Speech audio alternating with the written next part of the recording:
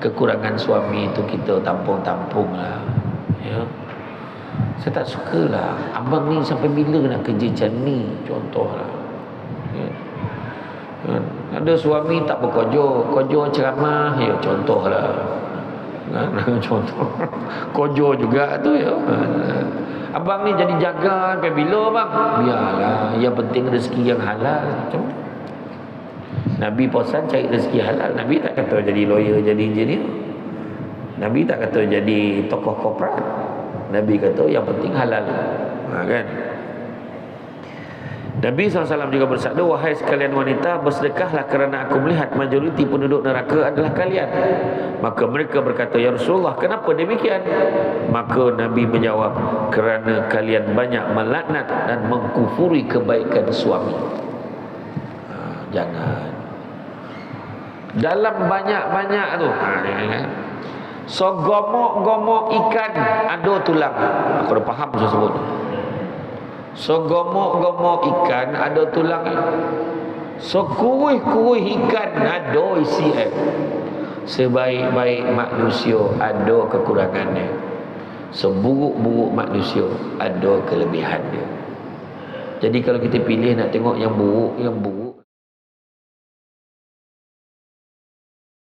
A'udzubillahi minasyaitonirrajim. Bismillahirrahmanirrahim. Assalamualaikum warahmatullahi wabarakatuh.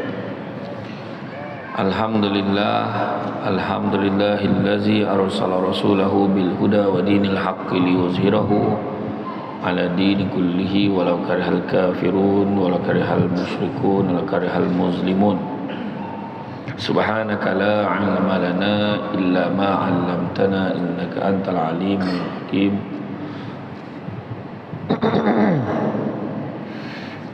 Rabbi yassir wa la tu'assir ya karim. Alhamdulillah, syukur kepada Allah Subhanahu wa taala. Segala puji bagi Allah Ta'ala sekalian alam. Salawat salam kata junjungan besar Nabi Muhammad sallallahu alaihi wasallam.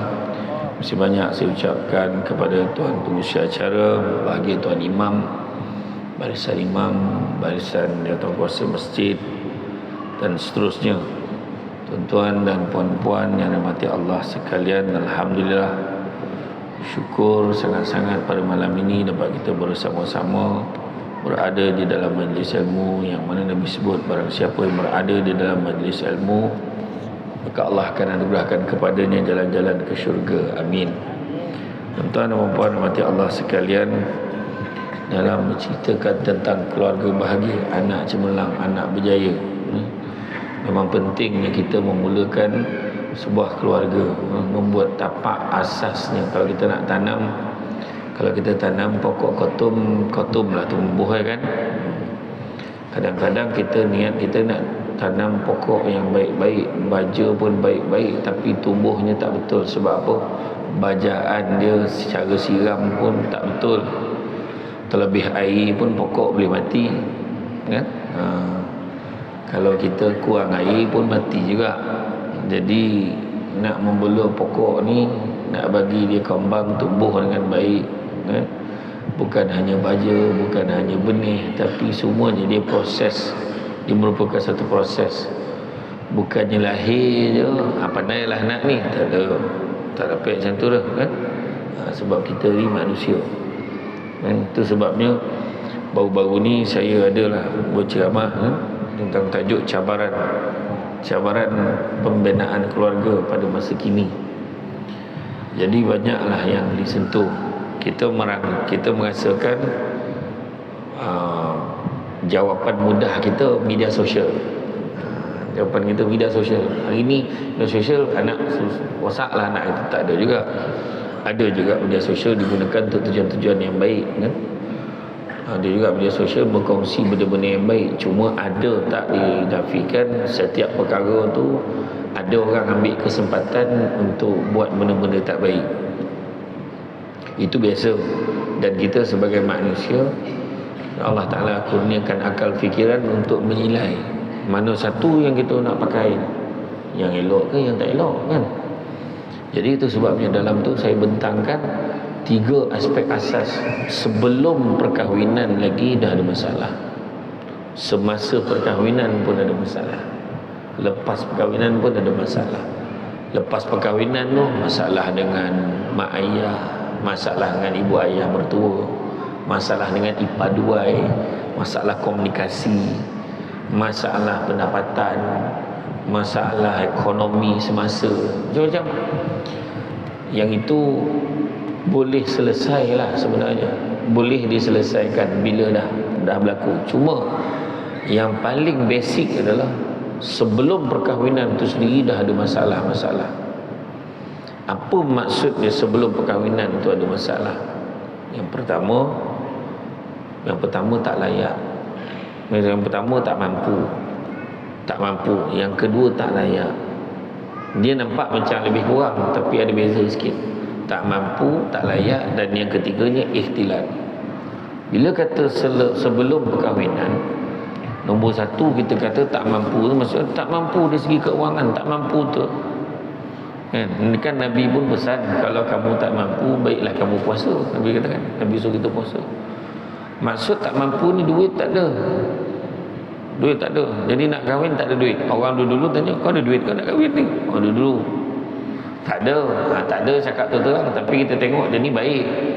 Orang dulu tengok dia tak ada duit pun dia ni baik. Tu yang dulu dengan mas kahwinnya, dengan mas kahwinnya RM300 hutang sebut dan dia tak mampu, tapi keluarga dia yakin dia boleh jaga anak dia tu. Jadi dia mampu. Hari ni tak mampu, tapi dimampukan dengan personal loan. Tu kena faham tu. Pinjaman pribadi. Dan pinjaman pribadi itu pula ada pinjaman yang tidak mematuhi syariat. Maknanya pinjaman tu interest dengan riba kan. Pinjaman yang macam tu ambil sebagai benih asas nak bina keluarga. Macam tu tuan dan perempuan bayangkanlah. Macam mana nak elok rumah tangga. Saya cakap basic ni pun dah tak betul. Tu sebab kata tak mampu buat cara tak mampu. Tu belum cerita lagi anak tak bekerja, apa pun tak pandai, tapi semua mak ayah sponsor. Tu buat saya pesan pada mak ayah yang kerja ada pencen, jangan habiskan duit untuk anak. Mak takkan tak boleh tolong, ayah takkan tak boleh tolong, anak sendiri nak kahwin. Yang sodak kau, yang susah aku, kenapa? Macam tu jawab kan? Mak ayah pula tahu habis duit pencen, habis duit simpanan dia kan, sebab nak bagi anak tu kahwin. Agak-agak lah kan. Ingat hari tua kita, duit tak buat mati lah mak. Cakap anak takkan pandai dia cakap kan. Iyalah, memang duit tak buat mati mak kau mana nak cakap duit tu macam tu lah. Tu pertama, tak mampu. Yang kedua, tak layak dari segi background dia. Nak didik orang, nak didik diri sendiri pun tak berbela. Macam mana nak jaga anak orang, macam mana kan. Diri sendiri pun tak boleh, macam mana cara nak didik anak-anak. Sebab kita tahu kan percentage hari ni dalam Malaysia hari ni, dalam satu pasangan bercerai setiap 13 minit hari ni. Satu pasangan bercerai setiap 13 minit. Mana start ceramah ni dah seorang cerai dah. 30 minit seorang, 30 minit seorang. Rekod tahun dulu, hari ni kahwin, esok cerai satu hari. Yang terbaru dalam majlis yang sama bercerai. Dia baru lepas akad nikah, lepas tu baru nak baca lafaz taklik tu, tiba-tiba tolong keluarga perempuan tu menjoget, bercerita hantaran tak cukup, dia cerai akan dengan talak 3 depan semua orang. Jadi kalau siapa nak pecah rekod tu, habis akad nikah tu cerai. Tu kalau nak pecah rekod tu lah kan. Tu kira gila lah tu kan. Jadi itulah hebat di Malaysia ni kes dia kan. Jadi itu yang kedua, isu tak layak kan. Tak layak ni maknanya termasuk juga dia tak mampu mendidik, tak mampu nak jaga, termasuk lelaki atau isteri yang bakal isteri yang panas baran. Panas baran tak layak kahwin di situ kan. Dipijak bini tu, sepak anak orang tu kan. Itu sebab bila lepas akad nikah dah banyak dah keluarga, terutama mak ayah mak ayah pengantin perempuan tak buat penyerahan anak tu. Kan? Buat penyerahan dah habis akad nikah tu. Salam anak salam menantu lelaki tu salam. Dengan ini ayah serahkan anak ayah ni pada kau. Kau jagalah dia elok. Kalau dia buat salah kau tagurlah dia baik-baik. Janganlah kau pukul dia. Ayah sendiri pun jontik dia pun tak pernah.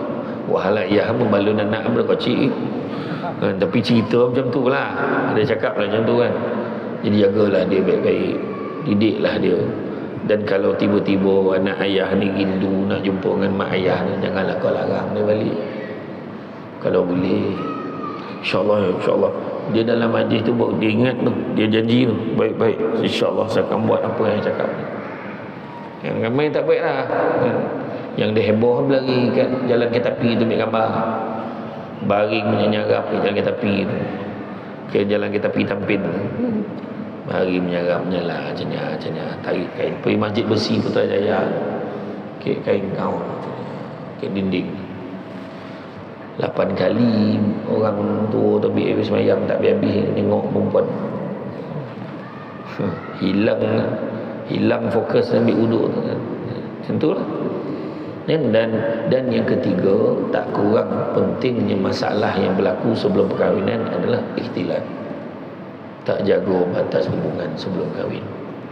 Bukan kata pasangan tu, bukan kata pasangan yang nak kahwin tu. Pasangan tu sendiri, lelaki tu dengan perempuan lain, perempuan tu dengan lelaki lain. Dah macam-macam buat, dah tak salah saya uraikan, semua orang faham dah tu kan? Itu antaranya lah.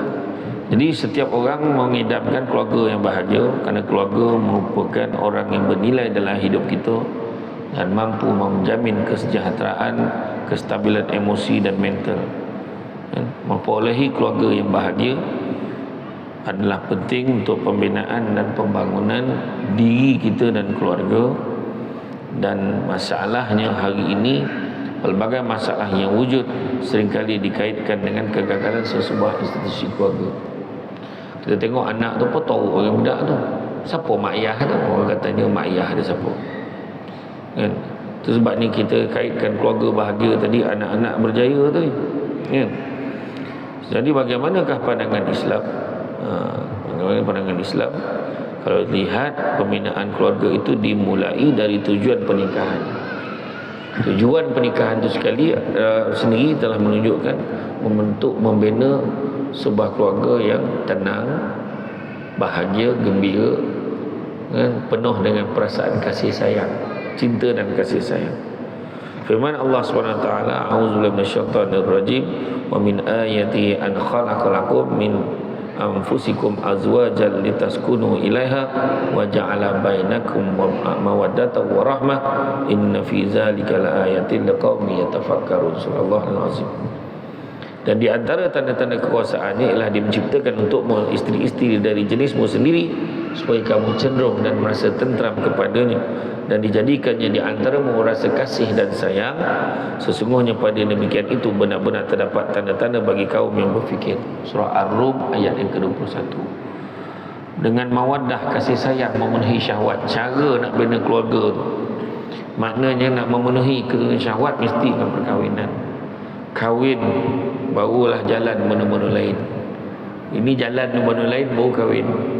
Orang tua-tua dulu-dulu, kalaulah ada kes-kes yang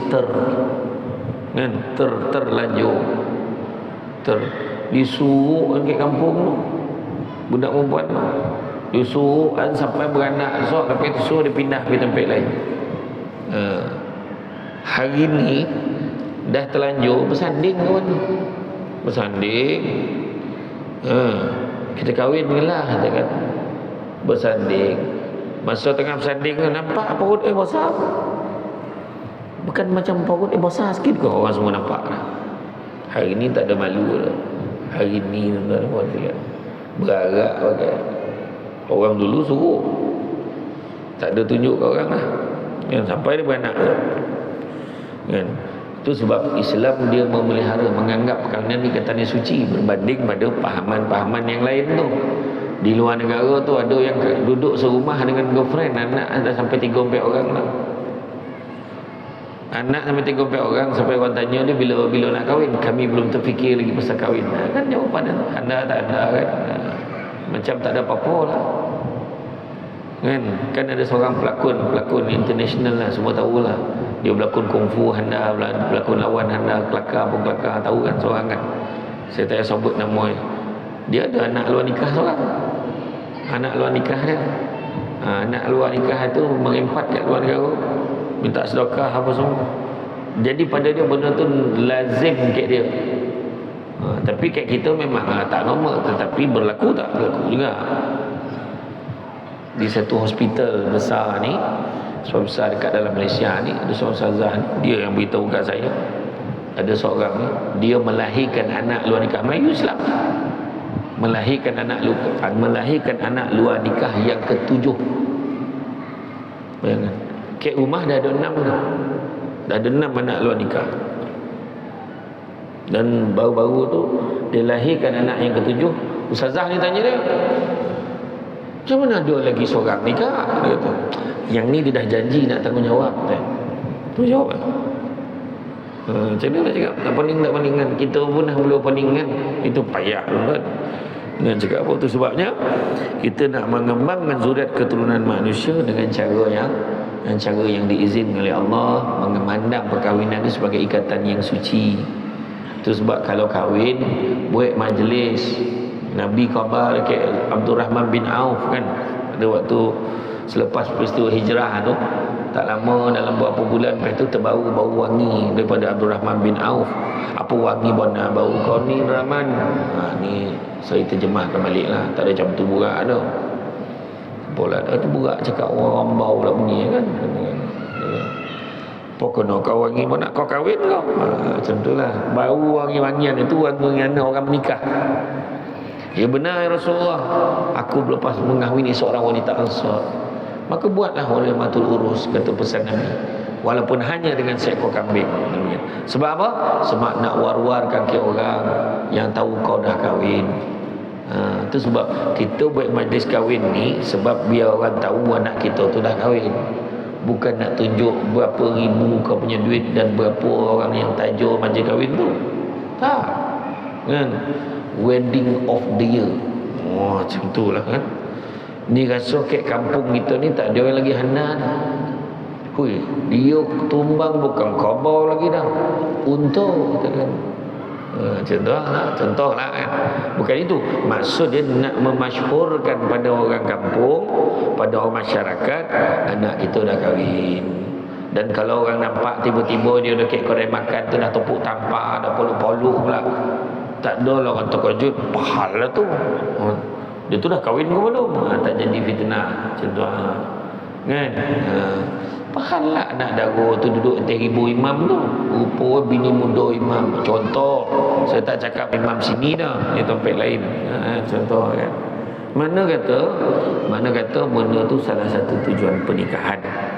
Dan kemudian mengembangkan zuriat keturunan manusia, timbul rahmah, kasih sayang murni tumbuh dari jiwa yang paling dalam. Nampak perasaan dia, kasih sayang, sehingga suami isteri merasakan kebahagiaan yang tidak bertepi dan ketenangan yang tidak terbatas. Itu yang sekarang ni dia kata apa? Panjang galah keranji dikait, halban tua kedidi menyanyi, sedangkan lidah lagi tergigit, demikian pula suami isteri. Bukan makna tak bergaduh, mestilah ada gaduh-gaduh sikit baru dia beranak. Contoh gaduh beranak, contoh kan. Makna gaduh tu maknanya si merajuk sikit kan. Dah tua merajuk. Memanglah nama pun manusia, tapi fikir orang muda yang merajuk. Teruk betul orang tua ni merajuk. Tak ada makna dah. Kalau memang merajuk memang teruk lah. Macam mana kita konolah pujuk. Orang ni dia berkawan tu merajuk sampai seminggu dia buat tak reti kan. Konolah pujuk.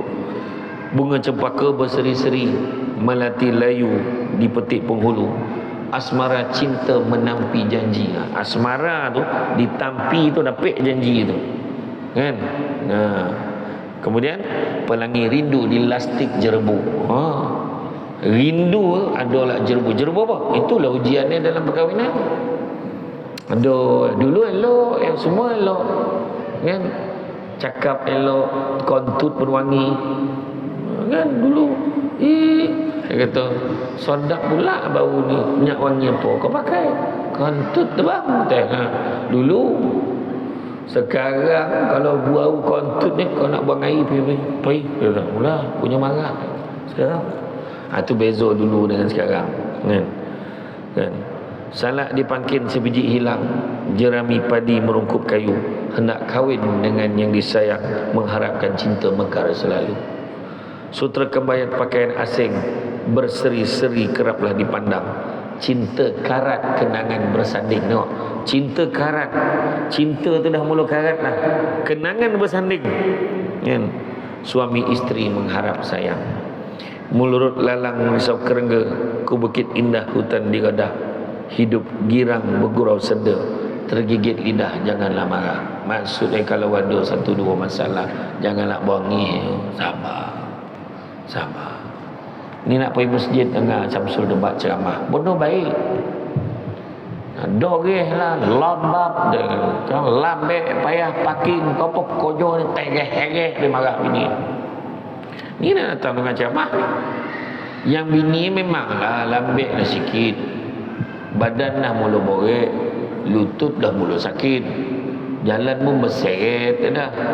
Tadi sebelum dia nak siap tadi, dia komen-komen dapur. Yang menterdarah tu jantan tu juga, kan.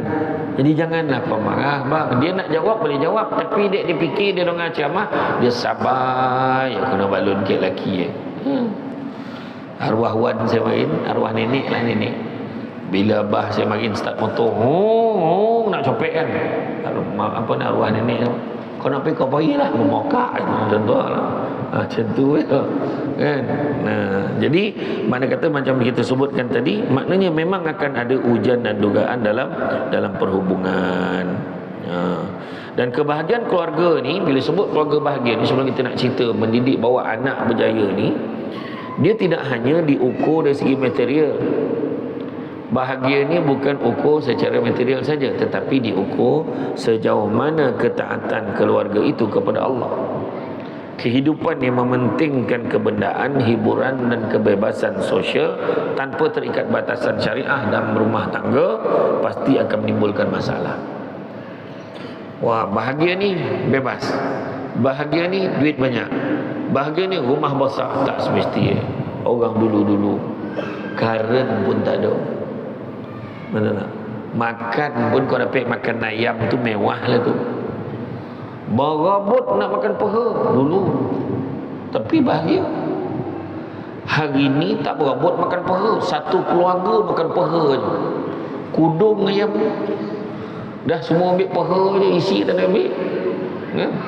Jual kata tengok kat pasar raya, paha kepak ada kan.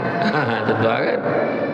Dulu tak, dulu berabot sampai kecil-kecil hati lah. Tapi ramai tak perasan. Mak langsung tak makan sebab nak bagi anak makan. Dia dapat puas jadilah mak ni. Yang penting anak dan puas makan. Contoh dulu. Jadi bukannya kebendaan tu. Jadi pasti akan timbul masalah. Tapi bukan bermakna keluarga kita ni tak perlukan fizikal. Kalau macam tu tak payahlah kaya, tak payahlah rumah, tak juga. Kena ada juga. Kalau ada pun baik, kan? Diriwayatkan bahawa Nabi SAW bersabda, termasuk di antara kebahagiaan seseorang adalah memiliki rumah yang baik, kenderaan yang baik, dan isteri yang baik atau solehah. Kena ada rumah yang baik. Rumah yang baik tak semestinya mahal, ya. Rumah yang baik itu cukup. Saya tengok ada satu program My House TV Hijrah, saya buat di Terengganu. Rumah kan, pemisah tempat tidur anak lelaki anak perempuan adalah almari. Ni almari dalam sebelah almari tu ada katil. Katil tu 3 anak perempuan tidur atas katil. Anak lelaki tidur atas lantai. Tu pemisah dia. Rumah kecil. Belajar dekat meja yang letak kipas tu, kipas meja tu. Tu lah sikit gila-gila guna meja tu. Anak cerdik semua. Cerdik semua anak. Ayah ambil upah, siang potong ayam. Potong ayam potong kecil-kecil, dapat upah berapa ringgit, antara RM15 ke RM20 satu hari. Sentuhlah besarkan anak-anak. Itu kita datang masa tu program TV Hijrah dengan Yayasan YBIM masa tu bagi sponsor tambah bilik, renovate rumah dia tu buat. Dengan masa tu adalah dengan sumbangan daripada kerajaan negeri Terengganu sekali buat jadi lawa rumah buat macam tu kan. Tapi nak tunjukkan rezeki dia lah kan. Keluarga pun keluarga yang baik, anak ya Allah yang hafal Quran anak yang belajar universitinya kan, belajar pun bagus. Jadi makna kata dia bukan tak semestinya fizikal, tetapi kalau ada baik.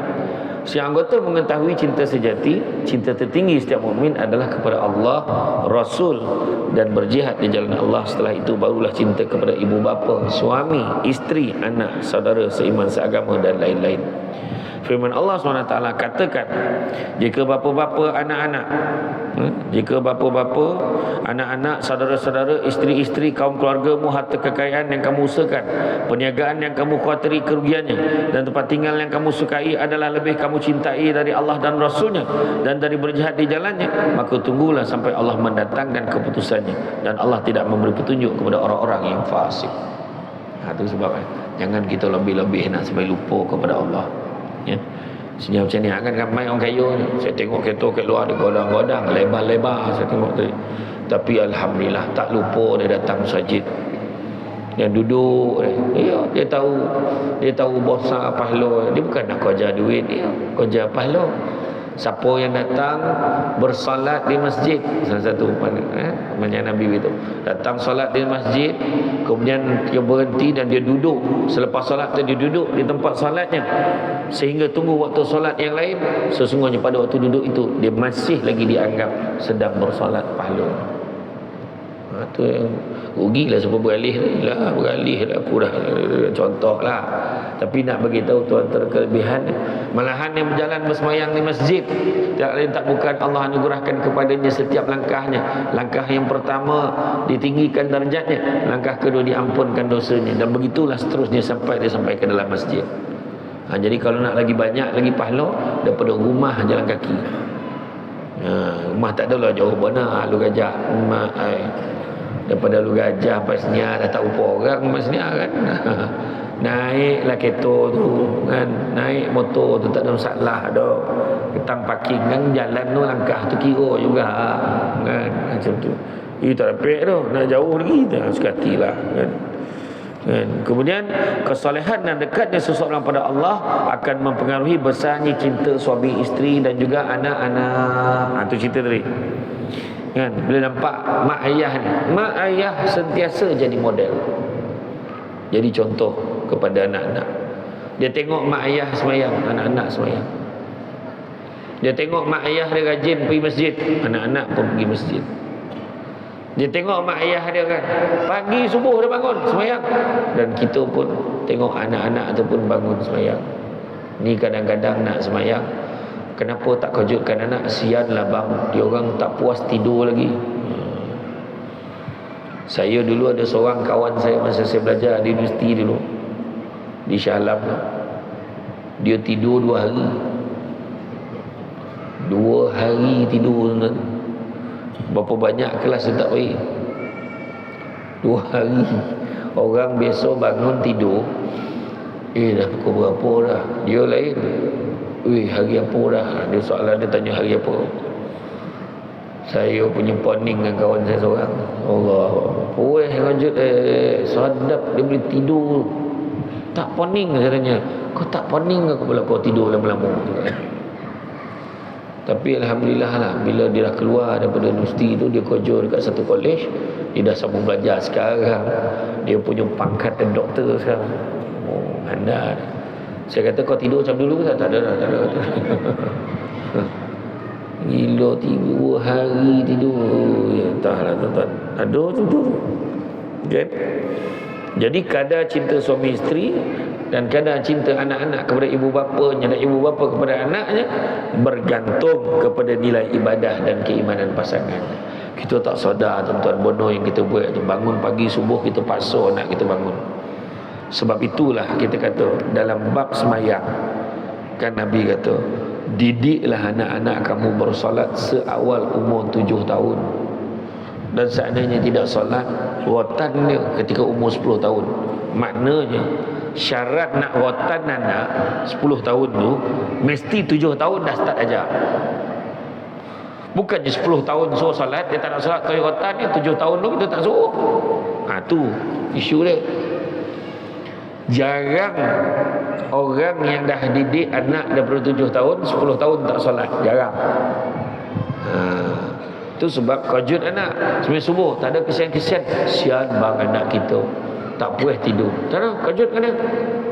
Kanak-kanak umur 4, 5, 6, 7, 8, 9 tu lebih mudah nak dibentuk berbanding kanak-kanak yang berusia 40 tahun dan ke atas.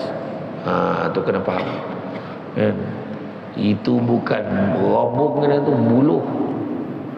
Buluh ni tuan-tuan, standard buat lomang ni, lomang dengan meriam buluh, one off ni. Sekali bakar dah selesai, umban lah, tak ada guna dah buluh, buat pijak lah. Ya, ni cakap betul, baik bakar kayu api boleh lah. Jadi daripada awal kita tak nampak saham tu, satu hari nanti tiba-tiba kita dah dalam kubur dah ni.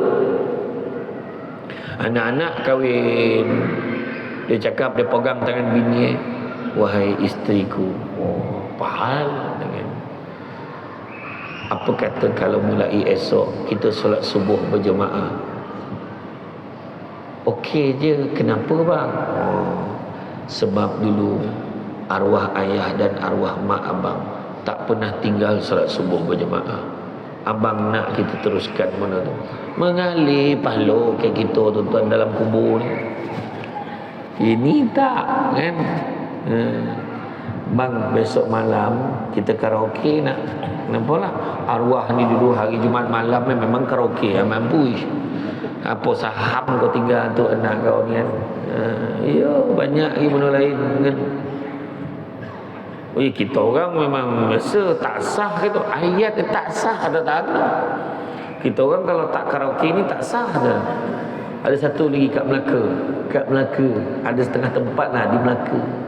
Kita orang kalau pergi kahwin tak ada joget lambak, tak sah. Ada? Tak sah. Dia menambahkan syarat sah nikah tu.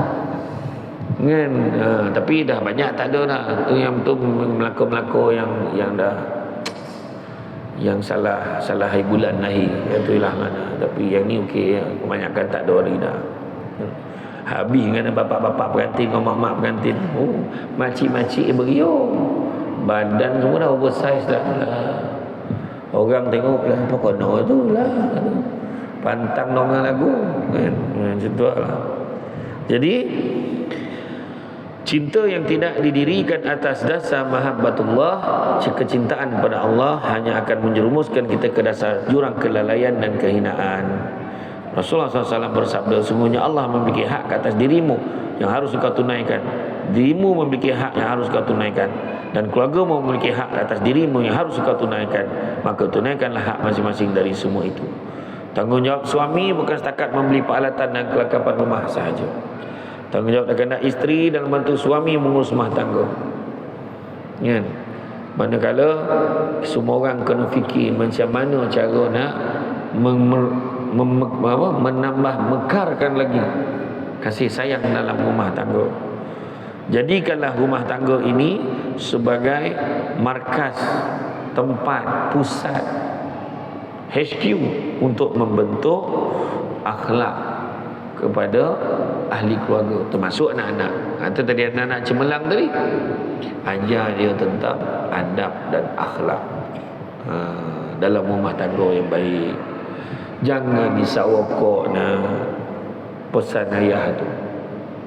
Masa ayah tu pesan sambil ayah isawakok, kan tak kono. Macam tu lah kira kan. Jangan isawakok jangan.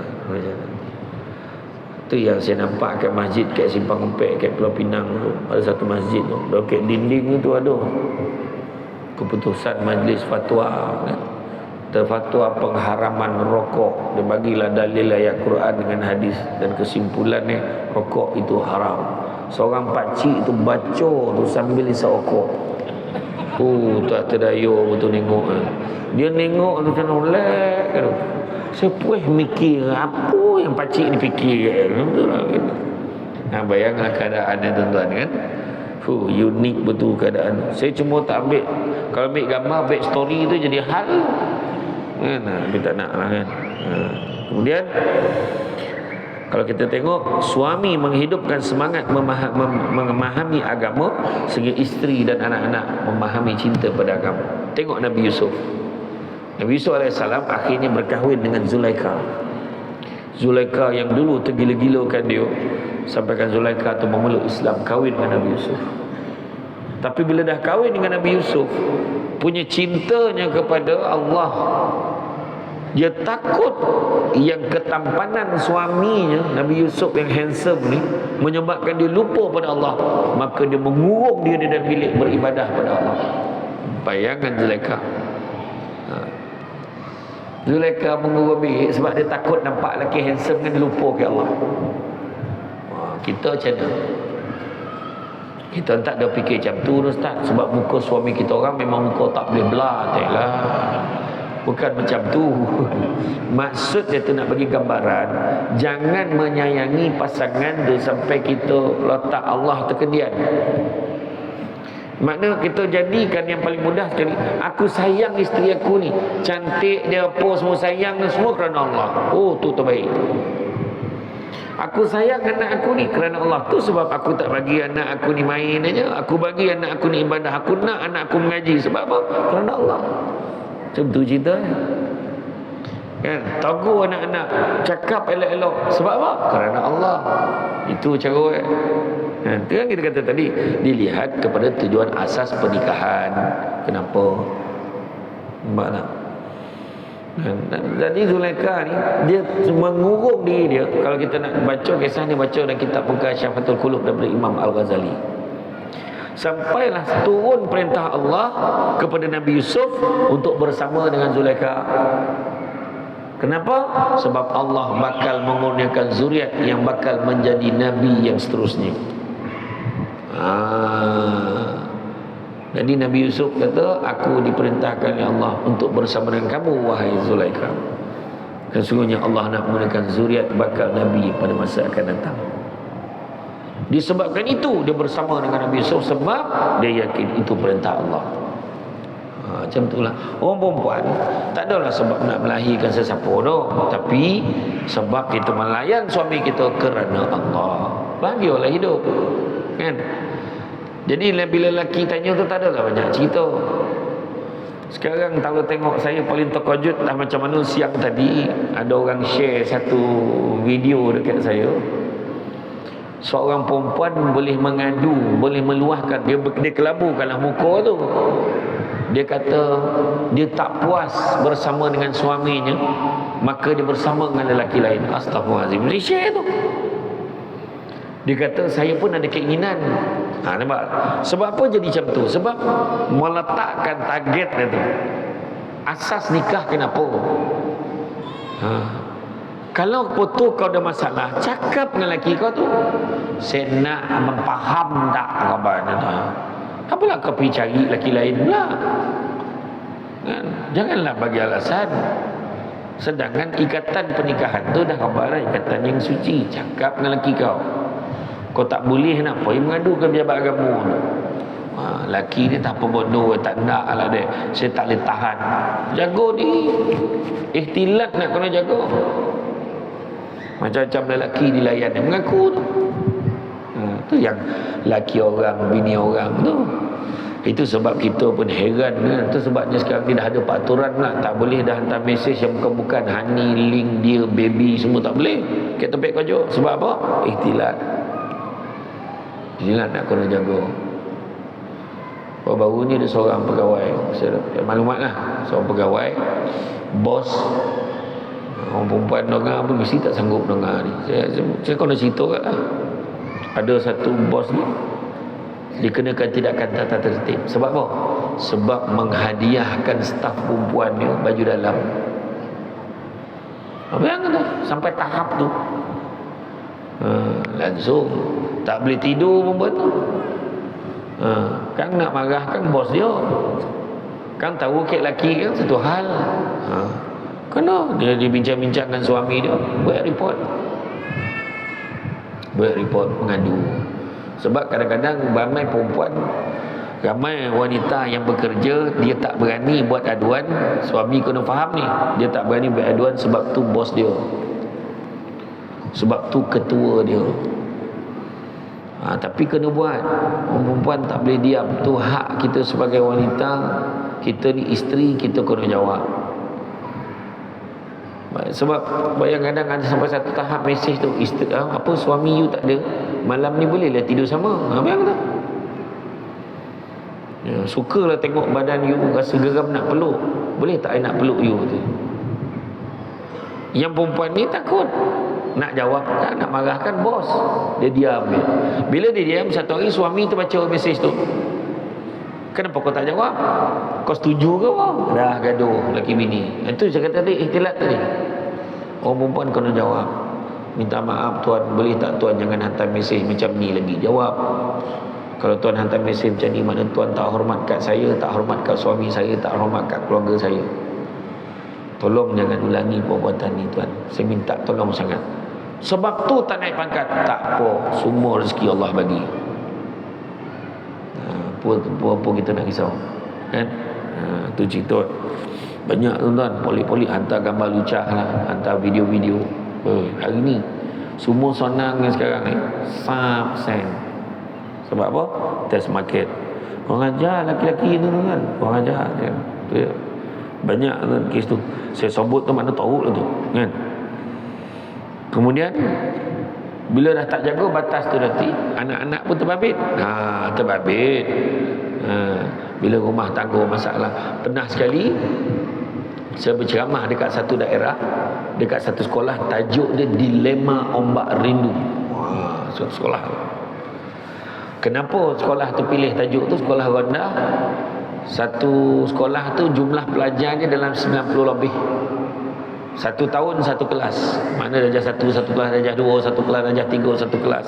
Apa isu dekat sekolah ni?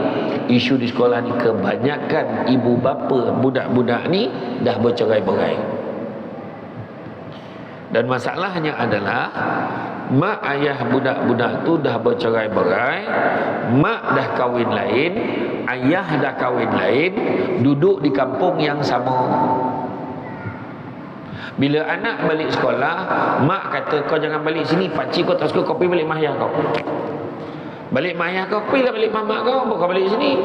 Sudahnya budak tu tidur kat masjid, tidur kat surau. Kesian tuan-tuan. Itu cakap jangan ingat tak ada kesan pada anak.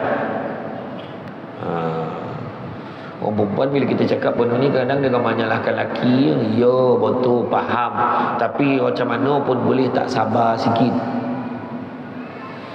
Contohnya bila dah gaduh kan, ceraikan saya. Orang perempuan dia topik betul ayat tu, ceraikan saya tak kira. Pandang muka saya ni, ceraikan saya. Lepas tu lelaki kata apa? Jangan, sabar. Apa ayat lelaki? Fikir anak-anak. Ada perempuan je, saya ngeleng-ngeleng. Tengkau baik perangai, kau tak fikir anak lah. Kono juga. Maksud tu orang lelaki cakap apa pun kono tuan-tuan. Tapi betul, saya pesan tolong fikir anak. Marah macam mana pun fikir anak. Ada sekali ni nak ceritakan seorang ibu tunggal. Seorang ibu tunggal bawa anak pergi kelab dangdut, mabuk. Ni kisah benar ya. Samsul debat ni ramai orang ingat, bila golak-golak ni cerita tak ada ni, membohong ni. Ada orang komen. Samsul debat bawa cerita tu, termasuk dalam hari cerita dulu cerita Songau tu pun cerita betul. Saya tak ada baik-baik cerita dah tuan-tuan. Kalau Samsul debat bawa cerita tu, kalau mengangur tu betul cerita. Seorang mak ni, ibu tunggal janda, bawa anak pergi kelab malam, kelab dangdut, mabuk. Dah mabuk, bawa lah lelaki mabuk seorang balik rumah. Dan lelaki ni merasa kedua-duanya, mak dengan anak-anak ni rasa, mak dengan anak tu dia rasa dua-dua. Ya Allahu Akbar, tuan-tuan, dengan kuasa Allah, dua-dua ni tuan-tuan, emak dengan anak melahirkan anak pada hari yang sama, hasil perbuatan lelaki yang sama. Bayangkan, hari yang sama Allah nak tunjuk. Pagi emak malam anak, macam tu lah lebih kurang. Macam mana budak tu, dua-dua baby tu macam mana? Apa status tu sesama dia tu? Adik-beradik ke pak saudara? Lagi teruk daripada keluarga 69. Macam tu lah teruk hari ni, kan? Ingat tak kes yang baru ni, yang dekat Selangor, yang bunuh perempuan yang mengandung tu, kan? Budak lelaki, budak perempuan. Perempuan tu ada boyfriend, lelaki tu ada girlfriend. Tapi dia bersama dua-dua ni sampai mengandung perempuan. Tompek yang dibunuh perempuan tu, tompek dibakar, tompek duit projek tu lah. Dah dibunuh, tikam, bolah perut, buang janin, bakar. Esok datang lagi bakar. Salah budak lelaki itu bekas pelajar sekolah agama. Memang tak heranlah, sebab lagi tinggi agama, setan hantar, yang dihantar jaga orang tu memang yang pangkat tinggi juga, kan? Yang datang masjid ni bukan pangkat-pangkat perebet, setan hantar tu. Mestilah yang power-power, general-general angkatan panglima hantar. Tak main lah. Yang perebet-perebet tu hantar yang untuk yang main gitar atau berjalan tu dia hantar yang tu perebet dia. Tak payah susah, dia memang tak susah mana nak jaga kan. Dia hantar ke gelanggang takraw tu, yang budak memang hanyut sampai ke isyak tak boleh balik rumah tu. Tu dia hantar tu lah. Tapi yang datang masjid semua pangkat tinggi-tinggi. Lain kaedah dia mengacau tu. Ya. Sebab setan mengacau tu. Memang setan dia dibisik, kobek. Banyak. Kita boleh tengok pun takut kan. Patutlah orang tua dulu khabar apa, bolo lembu sop kandang pun tak sesusah jaga anak perempuan seorang. Apa sebab Sebab ni tiba-tiba kita pula anak tu baru bertunang, peluk apa-apa nanti jatuh, nanti naik motor bangang lah mak macam tu anak tu, kan? Ni kena jaga tu, ya. Cinta inilah bila suami menghidupkan semangat memahami agama, sehingga isteri dan anak-anak sebagai cinta pada agama Allah dan Rasulnya. Cinta inilah akan menghidupkan cahaya hati anggota keluarga sehingga perbuatannya sesuai dengan syariat Allah SWT. Saling memberikan nasihat dalam kebenaran dan kesabaran. Jom kita keluar makan nak, abang, isteri nak jom kita keluar pergi makan, tak sabar rasanya, dah lama kita tak makan kat luar. Abang, boleh tak kita solat dulu? Okey, lupa pula. Tengok suami dapik bini macam tu baru steady. Abang, kita solat dah dulu, kita pergi, okey? Macam tu lah. Kan solat dah, solat dengan makak. Kau nak tak? Yang suami pula kan. Macam tu kan. Ya. Suami isteri berpesan-pesan, menasihat. Halo, nganga, halang, ngacik, solat dulu, nanti kita keluar makan sama-sama. Macam tu. Nampak? Tanamkanlah sikap percaya diri yang tumbuh dari iman kepada Allah, kasih sayang, kemesraan, saling menghormati antara anggota keluarga dalam suasana tauhid. Berkomunikasilah dengan anggota keluarga dengan lembut dan mengutamakan musyawarah dalam amar ma'ruf nahi munkar. Itu sebab Nabi sebut dalam khutbah yang terakhir Nabi kata apa? Nabi kata, berlemah lembutlah terhadap isteri-isteri kamu, kerana sesungguhnya isteri-isteri kamu adalah pembantu dan teman yang setia. Tengok balik khutbah terakhir Nabi. Nabi juga sebut apa? Apabila dia sempurnakan hak, kan dia cakap ni, seperti mana kamu punya hak ke atas isteri-isteri kamu, isteri-isteri kamu juga mempunyai hak ke atas kamu. Dan apabila hak kamu disempurnakan, maka berikanlah mereka makanan, pakaian dan tempat tinggal. Ada hujungnya, bagi makan, bagi pakai, bagi tempat tinggal dalam suasana kasih sayang. Nampak? Nabi sebut tu suruh bagi dengan kasih sayang. Bukan bagi saja. Dia bagi duit. Nah, ambil memakai atau berambut. Bukan macam tu. Nah, sayangku, sudilah kiranya menerima wang belanja pada bulan ini. Ini saja kemampuan suamimu. Oh, macam tu lah. Menginsafi ceramah malam ni. Esok tu dia bagi. Isteri pun cakap, abang, tak usahlah susah-susah. Sesungguhnya cukup dengan kasih sayang abang yang abang berikan selama ni. Dorang-dorang ambil balik duit tu. Kalau dia cakap macam tu lah kan. Tak adalah, bagilah dengan suasana kasih sayang. Ambil lah duitnya. Isteri pun tengok dalam sampul, tengok RM20. Abang, kalau RM20 baik tak payah. Jangan macam tu. Jangan macam itu. Cakaplah, abang bagi RM20 ni, sikit abang bagi ni, abang ni ada duit ke tak? Sian abang. Tak naklah abang, tak apa, abang pandailah abang cari sendiri. Doakan dia, kalau ada lebih abang bagi lebih. InsyaAllah abang tak pernah putus doa saya pada abang. Macam tu kan? Ataupun suami bagi, sayang, sudilah terima duit belanja bulan ni. Tak adalah banyak, mana ada 2,000. Setuju tak orang perempuan? Setuju tak? Oh, mengangguk lah. Tu dalam contoh pun dah nampak dah mata duitan itu. Contoh belum betul-betul lagi tu, tapi betul lah tu kan. Tapi orang perempuan dia boleh, bila suami bagi, sayang sudilah terima duit belanja bulan ni, tak adalah banyak sangat 2,000. Orang perempuan boleh, wahai suamiku, saya tak nak duit sebanyak ini, abang simpan untuk keluarga kita. Sebab saya pun kerja, pandailah saya cari sendiri. Abang jangan risau ya. Yang penting abang jaga keluarga kita. Jadi orang lelaki jangan risau, itu takkan berlaku. Tu jangan beritahu tu. Kalau kau dah bagi tu memang dia ambil, memang tak ada mana, dia tolak lah. Jangan mimpilah kan, tu takkan berlaku. Jadi nak bagi tu fikir dulu. Bagi dengan suasana kasih sayang. Jangan sekali-kali lelaki rasa bagi itu sebagai terpaksa. Bagi dengan kasih sayang, insya-Allah murah rezeki. Daripada kita membahagiakan perempuan lain, bahagiakanlah isteri kita. Kau nak apa? Kau cakap. Teragaklah nak makan kuih keria antarabangsa. Kau bagi dia. Dengan orang putih, orang negro semua bagi sekali semua. Dah antarabangsa. Kan? Dia nak kuih, bagi kuih. Dia nak ikan, bagi ikan. Teragaklah bang nak makan ikan nihang. Teragak nak makan sotong, teragak nak makan lempeng, balon makan.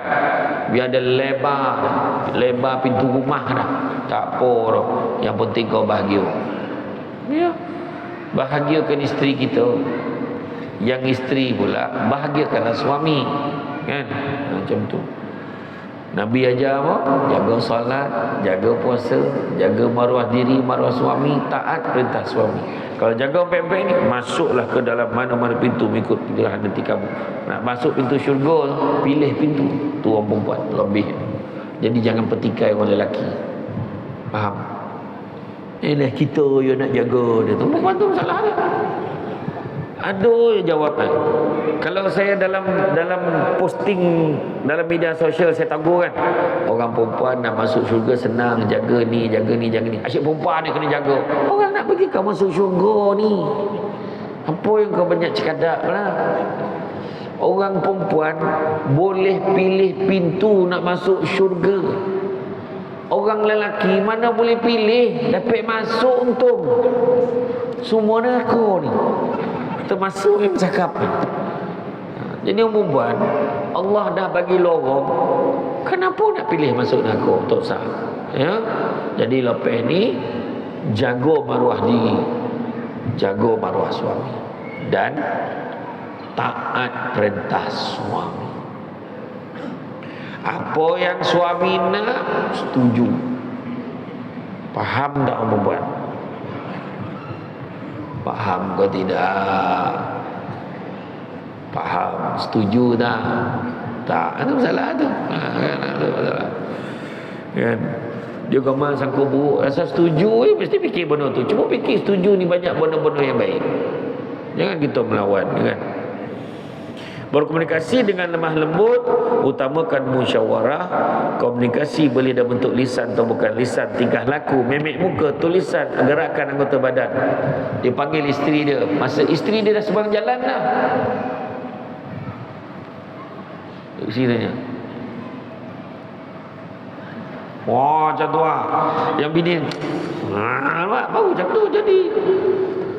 Ini pokak kau, jangan macam mana. Satu pokat nampak dia bergaduh tengah jalan tu. Kan macam tu lah. Kemudian ucapkanlah salam setiap kali keluar dan masuk rumah. Berkatalah ucapan yang baik, kerana menjadi teladan bagi anak. Anak pun jadi macam tu. Ini terperanjat bini, bila balik dia kan, terperanjat masih bila balik, main sogah yang masuk dalam. Anak-anak pun macam tu. Assalamualaikum, anak Umi dah balik, macam tu lah dia kata. Assalamualaikum. Assalamualaikum. Salam, masuklah. Ada je mak kat dalam ni Mak, adik dah balik. Iya, dah pergi mandi, solat, lepas tu main makan. Macam tu, kan? Berlaku adillah dalam melayani anak-anak supaya terhindar perasaan dengki. Nampak? Anak-anak berjaya, anak-anak cemerlang. Sifat dia pun ditentukan dengan apa yang kita layan, apa yang kita buat dalam tindakan kita sehari-hari. Layanlah, berlaku adillah dalam melayani anak-anak supaya terhindar perasaan dengki, iri hati dan dendam. Anak-anak yang lebih kecil menghormati adik-beradik lebih tua darinya. Abang dan kakak harus menolong adik. Tanamkan sifat ini pada anak sehingga tidak ada permusuhan dalam keluarga dan mereka saling menyayangi. Berikan teladan kepada anak, bukan celaan dan kekerasan. Berikan sikap terbaik, kerana bagaimana sikap kita terhadap anak, begitu pula lah sikap anak kepada kita kelak. Itu penting. Kita nampak dalam satu media sosial tu, seorang budak ni dia balik, dia remaja dalam umur 20-an 30-an. Dia balik nampak ayah tengah menyangkung dengan cucu tu, dia sepak ayah tu, terbalik ayah tu. Adalah orang komen, ni biadab sungguh kurang ajar. Betul lah tu. Tapi soalan yang timbul, siapa yang ajar anak tu supaya jadi kurang ajar? Budak tu bukan tiba-tiba kurang ajar. Bukan kata tak ada salah budak tu ada salah. Tapi mak ayah pun main peranan. Sebab apa yang kita buat dulu, melayan anak ada tahap dia. Kata Saidina Umar, kalau nak didik anak ni 3 peringkat. 7 tahun pertama, 7 tahun kedua, dan selepas 14 tahun. 7 tahun pertama, layan anak seperti raja. Apa dia nak bagi. Kedai iku RM2 banyak. Kedai RM2 pun ada. Belilah barang-barang yang murah tu bagi kat dia. Selesaikanlah kondak dia tu yang murah-murah. Kan? Layan seperti raja. Tapi 7 tahun pertama sahaja. Masuk 7 tahun kedua, 8 sampai 14 tahun, layan anak seperti hamba. Dah mula bagi dia kerja, tolong kemas rumah, sidai kain, basuh baju sendiri, lipat kain, baju letak kat tempat kotor mana, pastikan meja dah makan tu lap balik, kutip misasi yang berterabur, lap meja, dah makan basuh pinggan. Sebab dia kena buat benda tu. Sebab itulah juga yang saya kena buat makin. Arwah abah lu tanya berapa ramai orang gaji rumah. Sampaikan kau boleh lotak pinggan kau teteh tu. Berapa ramai nak komen gambar aku. Cakap. Jadi sampai sekarang lah membiasakan diri tu. Tak boleh nampak pinggan mangkuk dalam sinki tu, memang copek lah masuk. Kecuali rumah orang, lantak lah rumah orang tu kan. Tapi rumah sendiri. Jadi mak dia kata memang betul. Tu sebab ni kita pun dah dipesan kan, rupa-rupa ada hikmah di sebalik itu. Kita kalau tidur malam dengan senang hati terlontang, pinggan mangkuk pun terbiar kat dapur tu terlontang, maka setan sedap betul belum-belum mengoncing dengan pinggan mangkuk itu. Tu sebab kalau kita dah basuh-basuh ada lagi tak larat, tangkup kan. Jadi itulah dia. Itu sebabnya paling senang pinggan mangkuk sendiri basuh. Ajar anak kita. Basuh baju seluar kau sendiri, gosok baju kau sendiri. Tak boleh, terbakar, bocor bila lantai. Jadi lain kali kalau ada baju ganti itu, dia tahu dah suhu macam mana, dia belajar macam tu. Ya, jangan kita memanjakan anak sampai 40 tahun. Ni jadi masalah ni, daripada 7 tahun sampai ke tua. 7 tahun pertama sampai ke tua layan anak macam mengajar, tu masalah. Dan selepas 14 tahun, 7 tahun pertama, 7 tahun kedua layan seperti hamba, selepas 14 tahun layanlah anak seperti sahabat, berkawan dengan dia. InsyaAllah itulah yang terbaik. Kemudian, wahai isteri, berterima kasihlah atas kebaikan suami dengan senyuman manis atau kata-kata cinta, atau maafkanlah kesalahan dan kekurangannya. Kalau berlaku satu masalah, ni pesan saya pada isteri-isteri sekalian, semua puan-puan, saya pesan satu perkara. Suami kita ni manusia, dia tak lari daripada buat salah. Tolong faham cakap saya ni. Ya, orang perempuan, pandang senyap, pandang, tengok. Nak tengok skrin pun tak apa. Tolong sangat-sangat, suami kita ni pun manusia, dia tak lari daripada buat salah. Dalam dia buat salah tu, lapang hati kita, selagi boleh maafkanlah. Ya. Tapi jangan sampai tahap dia dah pijak kita tanpa sampai berdarah tu, pergilah report pejabat agama. Ini dah berdarah, kenapa tak pergi report ke? Biarlah sikit je ni. Jangan, tak, maksud saya tu, selagi boleh kita maafkanlah. Ya, maafkanlah kesalahan dan kekurangannya. Rasulullah SAW bersabda, Allah tidak akan melihat pada isteri yang tidak tahu bersyukur pada suaminya dan dia tidak merasa cukup darinya. Kekurangan suami itu kita tampung-tampung lah. Ya. Saya tak sukalah, abang ni sampai bila nak kerja macam ni, contohlah. Ya. Ada suami tak berkojo, kojo ceramah, ya contohlah. Contoh kojo juga tu ya. Abang ni jadi jaga sampai bila bang? Biarlah, yang penting rezeki yang halal. Macam Nabi pesan cari rezeki halal. Nabi tak kata jadi lawyer, jadi engineer. Nabi tak kata jadi tokoh korporat. Nabi kata yang penting halal. Kan? Nabi SAW juga bersabda, wahai sekalian wanita, bersedekahlah kerana aku melihat majoriti penduduk neraka adalah kalian. Maka mereka berkata, ya Rasulullah, kenapa demikian? Maka Nabi menjawab, kerana kalian banyak melaknat dan mengkufuri kebaikan suami. Jangan. Dalam banyak-banyak tu, so gomok-gomok ikan ada tulang. Aku dah faham saya sebut. So gomok-gomok ikan ada tulang. So kuih-kuih ikan ada isi air. Sebaik-baik manusia ada kekurangannya. Seburuk-buruk manusia ada kelebihannya. Jadi kalau kita pilih nak tengok yang buruk lah kita dapat. Tapi pandanglah yang baik-baik. Jangan samakan suami kita yang memiliki Proton dan Pro 2 itu dengan yang memiliki Tesla. Nah, dia bukan masalah kereta, masalah orang. Tu ya, kan? Faham tak? Jangan gitu salahkan orang, ya. Dan jangan salahkan hukum. Jangan salahkan orang tu. Yang salah tak mengikut syariat. Tu saja. Pergaulilah keluarga suami dan kerabat-kerabatnya dengan baik.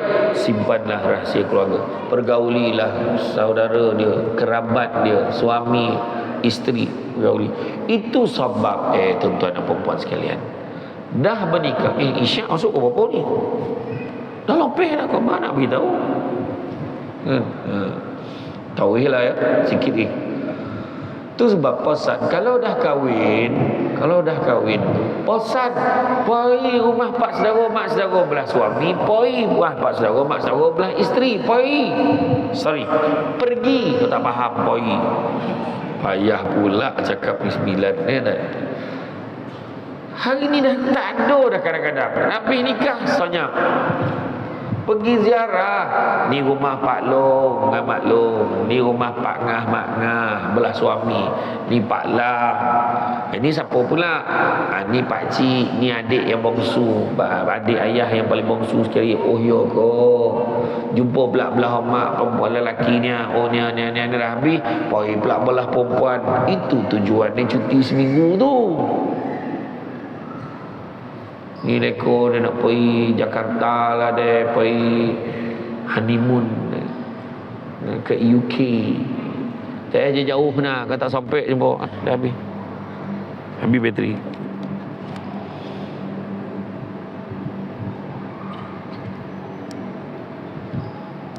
Cubaan. Habis bateri lah.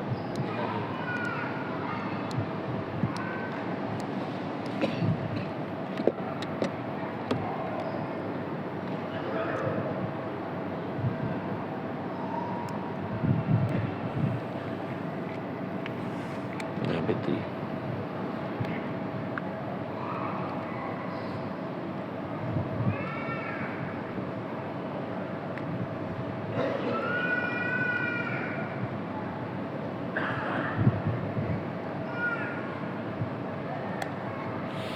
Okey. Dia pergi bercuti, pergi honeymoon ni mustahak kan. Honeymoon tu kendian, selesaikan tu silaturahim pak saudara, mak saudara. Orang Negeri Sembilan dulu kalau pergi jumpa pak saudara, bawa bokor. Bawa bokor ni, bawa penganan, bawa dodol, bawa wajib, biasalah. Bawa bekas sampai ke rumah pak saudara tu, pak saudara ambil bokeh tu lah, ada bokor.